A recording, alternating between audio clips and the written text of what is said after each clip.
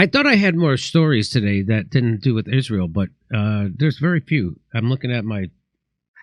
Anyway, but it's good. It's good that I have the two Jews on with me from the Dissidence, so at least I have that perspective. Norman Finkelstein tweeted out, Ben Shapiro's final solution. This is true. Ben Shapiro wrote this.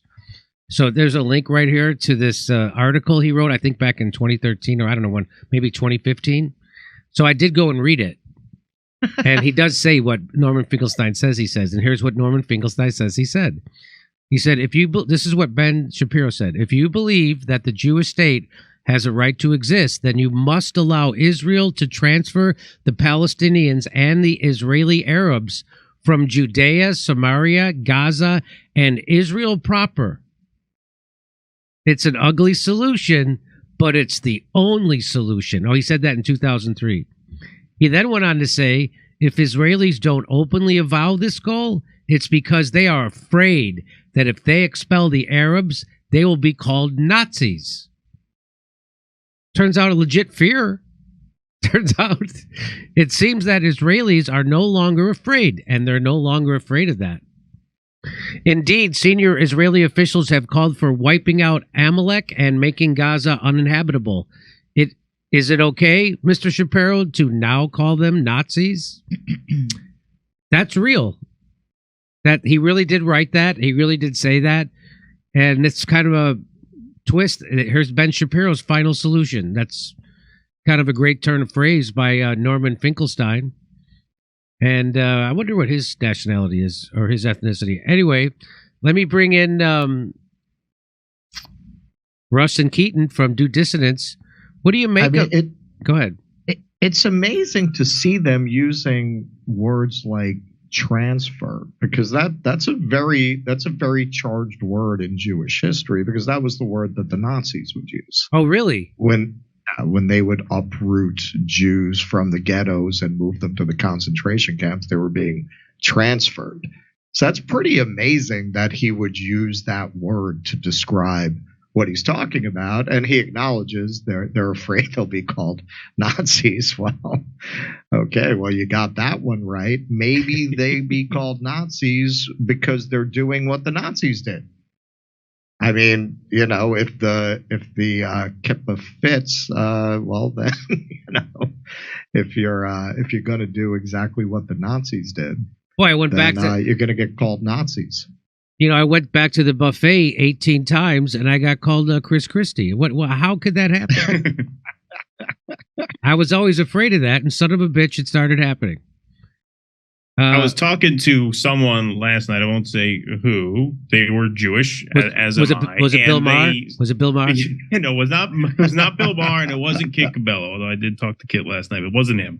No, I was talking to someone last night, and they were talking about, because they were a psychology major in school, and they said one of the things that they studied in psychology was this phenomenon where if people feel like they are viewed a certain way, they will act in ways that make them viewed that way. And he brought this up with regards to Jews. Jews see themselves as chosen people who have been persecuted throughout their history, and that everybody is just out to get them.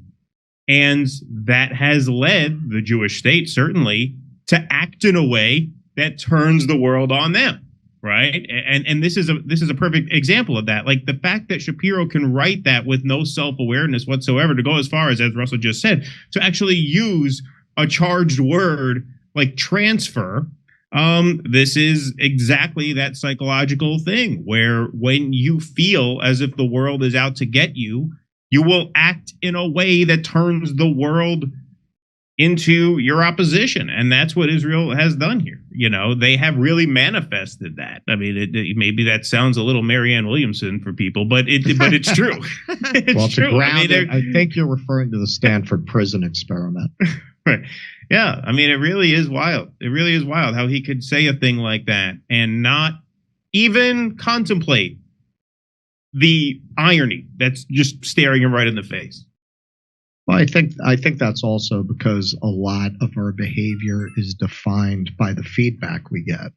And if you are simply just allowed to do whatever you want for 75 years without any pushback, not only without any pushback, but being celebrated while committing these atrocities as heroic defenders of civilization, you're just going to become that arrogant and blind because you're not getting any pushback.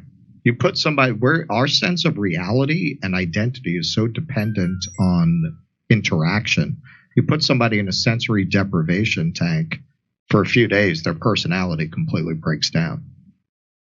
But their rationale for this, like when they do this, their rationale for any opposition is, well, the world just hates us. Everybody just hates us. Right. Sure. So, don't be afraid. I know a lot of Israelis are going to be afraid to embrace this final solution because they're afraid they're going to be called Nazis. Well, if they're called Nazis, it's just because the world is out to get us. Right. It's the only possible explanation. And because they feel that way, what happens? They act in a way that turns the world against them. And now the world is out to get you. You could only go that far with no pushback for 75 years.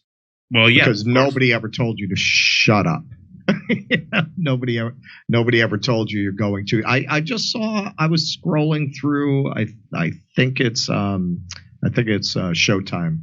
Like they just dropped this. I was making jokes on our show about when I was growing up, they had a woman called Golda. They did a whole mini series about Golda Meir. This is on, I think, Showtime now. It's just called Golda. It's a different movie now with Helen Moran playing Golda Meir. I wonder why they dropped that just now. Oh, I didn't know they did that. Oh, that's funny. Yeah, I remember that. Wow, I'm old enough to remember that. Oh, you remember that? Yes, yeah. I didn't know what any of it meant. I just like when I would see the commercials for Evita. I didn't know. I didn't. Don't and cry. That was around the same time. Don't cry for me, Argentina. I didn't know what that was. I just knew that was a musical. Seemed like it was in Chicago for 4 years. They just constant commercials for that musical. Anyway, and then I went and saw Tony Quinn as what's the? I'll think of it. Hang on, was on Broadway? No, he toured with a musical. What was it called? It was. Oh, you're talking about Zorba the Greek? Zorba the Greek. That was it. And Anthony Quinn as Zorba. Right. I actually went to that. I don't know how that happened that I got tickets. How the hell? First I've ever heard of this. How the hell did I end up? Did I go to see that or did I dream myself? You never heard of Zorba the Greek? That was a big show back then. I went. Go ahead. Yeah, no, in New York too, they were playing the constant Evita commercials all the time. And that wasn't Yul Brynner doing like The King and I back then? Oh yeah, too? I saw The King and I. Yeah. So now Zorba the Greek. What years was that? Because I think I went to see it. Here's why. Because my college roommate was dating a Greek, a woman, Greek girl, and her. I don't know why I'm struggling with the terms. What's the a Greekian? Are you still allowed to say that? Greek girl? Aggression? Is that how they say it? A Grecian formula 41. Yeah. But anyway, that's what happened. They got tickets because in my neighborhood anyway, Greeks owned a lot of the restaurants, like a lot of the diners and things. The Greeks and then Armenians. And they owned a lot of the and so he owned a diner, and they were very into being Greeks, right? You'd go to their house, they had Greek soap and Greek this and Greek that, and they were very into being Greek, which was a different experience for me.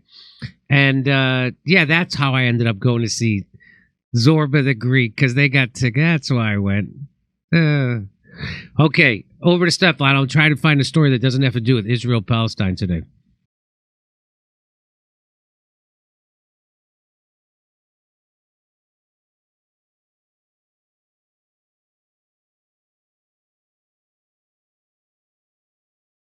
Hey, thanks for checking out our YouTube channel. Subscribe by clicking on that button down there for more AM Joy and the rest of MSNBC. And click on any of the videos right here to watch the latest interviews and highlights. And you can get more videos from MSNBC for free every day with our newsletter. Just visit